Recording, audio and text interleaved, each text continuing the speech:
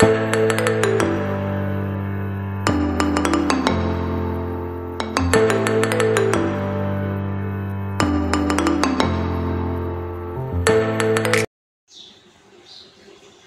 Morning बंधुरा welcome back to my channel. आमी प्रियंका आबार चले एसेছি একটা নিউ ফ্রেশ ব্লগ নিয়ে। আশা করছি আপনাদের সবার খুব ভালো লাগবে। ভালো লাগলে ভিডিওটা শুরুতেই চ্যানেলটাকে লাইক কমেন্ট শেয়ার করে দেওয়া, সাবস্ক্রাইব করার অনুরোধ রইল। আশা করছি আপনারা সবাই খুব ভালো আছেন, আমি কিন্তু বেশ আছি।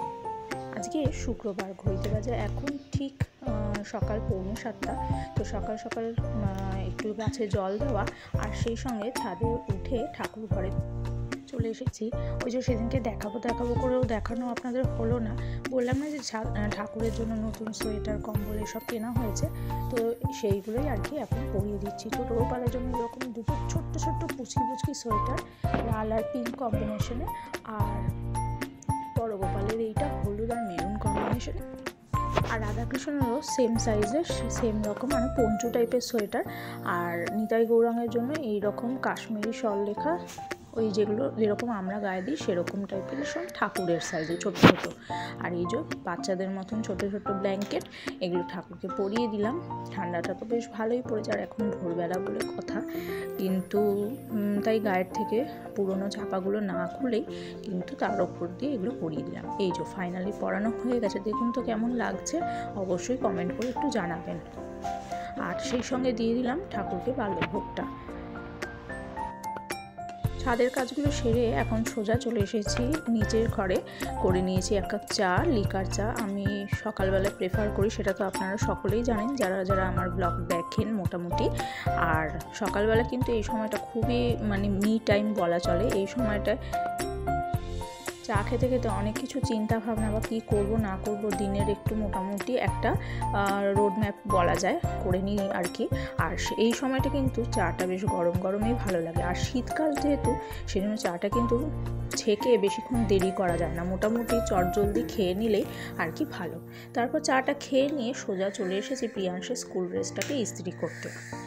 ওই যে সকালবেলায় এই সময়টা ও যেহেতু ঘুমায়, তাই এই সমস্ত কাজগুলো যেগুলো এক্সট্রা কাজ সেগুলো আমি নিশ্চিন্তে এই সময় করতে পারি। তাহলে ইস্ত্রিটাতে গরম করতে বসিয়ে আমি অন্য কাজ করব, সেই ফাঁকে সে হয়তো হাত অথবা পা দিয়ে ফেলবে, তাতে ছ্যাঁকা লেগে ফোসকা পড়বে, সেই ভয়ে আমি এই সময়গুলোতে এই টাইপের কাজগুলো করে থাকি। বেশ নিশ্চিন্তে করাও যায়। আর এই সমস্ত কাজ হয়ে গেলে আরও একটা দিক অ্যাডভান্টেজ আছে, সেটা হচ্ছে ঝাড়া হাতা হয়ে তারপরে রান্নার দিকটা যাওয়া যায়। প্রিয়াংশের বাবার জামা কাপড়গুলো মোটামুটি ইস্ত্রিওয়ালার কাছেই যায়, কিন্তু এই ছোটোখাটো জিনিস ধরুন ওর স্কুল ড্রেসটা, তারপরে আমার কুর্তি সালোয়ার, এসব জিনিস আমি কিন্তু নিজেই ইস্ত্রি করে নিতে বেশি পছন্দ করি। কারণ এই স্কুল ড্রেস যদি ইস্ত্রিওয়ালার কাছে যায়, তাহলে কবে দেবে না দেবে, কতদিন ওখানে ফেলে রাখবো বলুন, এগুলো তো এমার্জেন্সি ব্যাপার। আর আমার কুর্তি আমি নিজে কেচে নিজেই মোটামুটি ইস্ত্রি করে নিতেই বেশি পছন্দ করি। আর ওর বাবারটা যেহেতু একটু মোটামুটি জিন্স ফিন্স, সেগুলো এই আয়রনে তো ভালো হয় না, মানে প্রেসটা ভালো পড়ে না, কিন্তু লোহার আয়রনে সেগুলো বেশি ভালো হয়, তাই ওগুলো ইস্ত্রিওয়ালার কাছেই পাঠানো হয়। এই যে ফাইনালি ওর ড্রেসটা ইস্ত্রি করা হয়ে গেল। ও ছাদে আবার চলে এসেছি আপনাদের সঙ্গে একটা জিনিস শেয়ার করবো বলে। আজকে কিন্তু জল না আসারই কথা শুনছি আমাদের কলকাতায়, যেখান থেকে জলটা মোটামুটি পিউরিফাই হয়ে আসে, সেই টালা ট্যাঙ্কটা মোটামুটি পরিষ্কার করার কথা, সেই জন্য জল না আসার কথা। তাই আজকে শুধু এই নীলকণ্ঠ গাছটায়, যেটা একদম জল না দিলেই নয়, সেটাতে একটু দিলাম, আর দিলাম একটু এই নতুন গাছটাতে। গাছটা কেমন হয়েছে, আর ফুলের রঙটা অদ্ভুত চমৎকার, আমার তো খুব ভালো লেগেছে। আপনাদের কেমন লেগেছে অবশ্যই করেই জানাবেন কমেন্টে। গাছটা যখন কিনছিলাম পরশুদিন, তখন কিন্তু গাছওয়ালারা জল দিচ্ছিল, বলেছে একদিন ছাড়া ছাড়া জল দিতে, তাই আজকে একটু জল দিয়ে নিলাম অল্প অল্প করে। শুধু আজকে এই দুটো গাছেই জল দিলাম, বাকি গাছগুলোতে জলটা না দিলেই আজকে চলবে আর কি। কারণ এই জলটা সাশ্রয় করতে হবে, কখন যাবো ফট করে ট্যাঙ্কের জল শেষ হয়ে যায়, সেটাও একটা ব্যাপার আছে। আর এই ঘরটা যেটা আপনাদের বলেছিলাম এর আগের ব্লগে, যে ঠাকুরঘরটার নিচে শিফট হচ্ছে, এই ঘরটা এখন কাজ হচ্ছে। এই যে মোটামুটি এই জায়গাগুলোতে দেখছেন সাদা সাদা করা, সেগুলোকে পুট্টি করা হয়েছে। আর তাতে যে ধুলোবালিগুলো হয়েছে সেগুলো পিয়ান ওঠার আগে একটু ঝেড়ে পরিষ্কার করে নেব, কারণ বাচ্চা মানুষ, ওকে তো একটা ঘরের দরজা বন্ধ করে রাখলে কীরকম লাগে না ওর।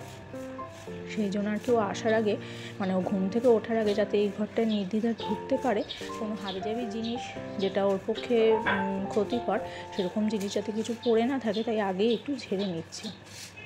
দেখতে দেখতে আমার ঘরটা ঝাড় দেওয়া হয়ে গেল। আর এই যে দেখতে দেখতে এখন কিন্তু মহারাজ উঠে গেছে, তাই ঘরের সমস্ত দরজা জানলা খুলে দিয়ে চলে এসেছি পর্দা সমস্ত কিছু ঠিক করে নিতে। আর ইনি কিন্তু গলায় একটা স্কার্ফ, গায়ে হাফ হাতা জামা, ফুল হাতা গেঞ্জি, ফুল প্যান্ট সব পরা, কিন্তু এই পরেই অনেক সময় নিচে শুয়ে পড়ে, এত ওর গরম। আর ওদের যেহেতু থেরাপিস্টরা বলেন সেলফ ডিপেন্ডেন্ট করতে, তাই একটু হাউস করে জিনিসও টুকটাক পড়াই আর কি, মানে ওদের এনার্জি যেটা ক্রিয়েট হয় নিজেদের ভিতরেই, সেগুলোকে আর কি লস করা। ওখানে সমস্ত কাজ সেরে আমি এবার নিশ্চিন্তে চলে এসেছি রান্নাঘরে। আগে সকালবেলা একটু ভাত আর একটুখানি ডাল সিদ্ধ করা হয়ে গেছে পিয়াংশুর জন্য। আর এর মধ্যে মূলো শাকটা কুচিয়ে নিয়েছি, কুচিয়ে নিয়ে এখন কিন্তু বসিয়ে দিয়েছি। শীতকালে কিন্তু এইসব শাক পাতা, মূলো শাক, পালং শাক, এগুলো কিন্তু বাজারে বেশ ওঠে। আর বাজারের মধ্যে দিয়ে যখন হেঁটে যাই তখন সত্যি কথা বলতে এই রং বেরঙের সবজি, গাজর, তারপরে হচ্ছে পালং শাক, এসব বেশ ওঠে। মানে বাজারে ওই সময়টা ঘুরে বেড়াতে খুব ভালো লাগে, কিনি চাই না কিনি, মানে ঘুরে বেড়াতে মানে কি দেখতে খুব ভালো লাগে, এত রকমের সবজি ওঠে আর তা দিয়ে এত কিছু রান্না করা যায় শীতকালে যে কী বলবো। তো মূলো শাকের পাশাপাশি তার মধ্যে হয়ে গেল আমার একটু ফুলকপি আলুর তরকারি। এখন ওর বাবাকে খেতে দিয়ে দিয়েছি, মানে সকালের ব্রেকফাস্টটা।